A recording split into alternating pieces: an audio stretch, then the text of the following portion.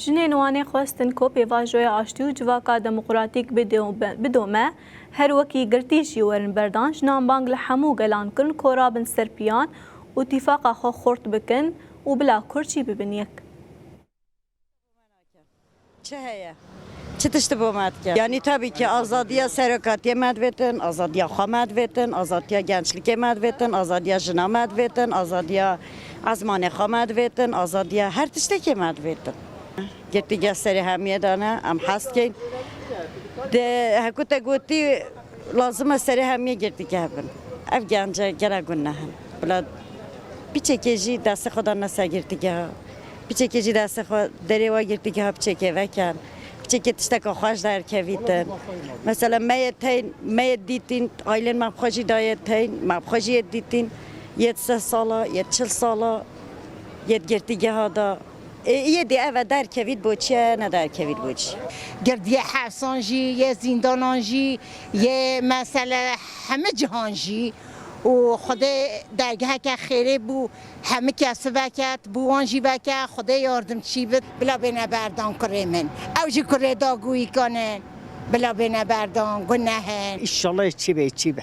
قطع خودی چی به خواستم چه دخواستم موادیجی مبلا چی به خونه رجع حیفا گنجانه نه بلا او زایب بنا نیده زایب نم همو جیجی گناه بسلمانن وام بسلمانن ما هدو جیجی بسلمان ایشالله چی به قطع خودی چیج بلا بین همو آزابن همو هرن 26 اثبات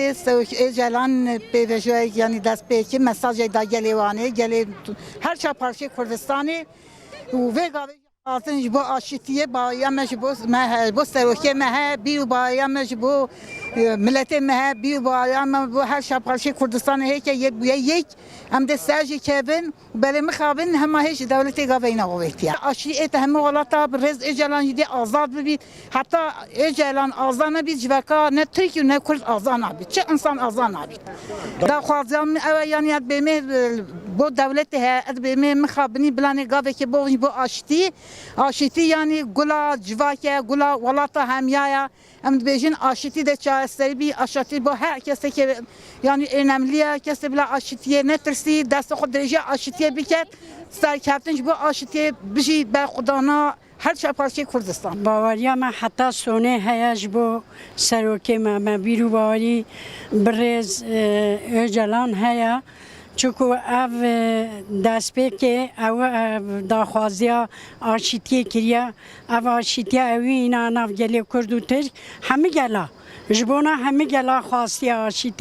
آشتی ایشالله و چه ببید امی بسر کهون بلا کس گاوا پاشدان ناویجتن بیرو باوریا ما حتی سونی جار دید بیجم بسروک ما برخستنا ما بگلی ما بیرو باوریا ما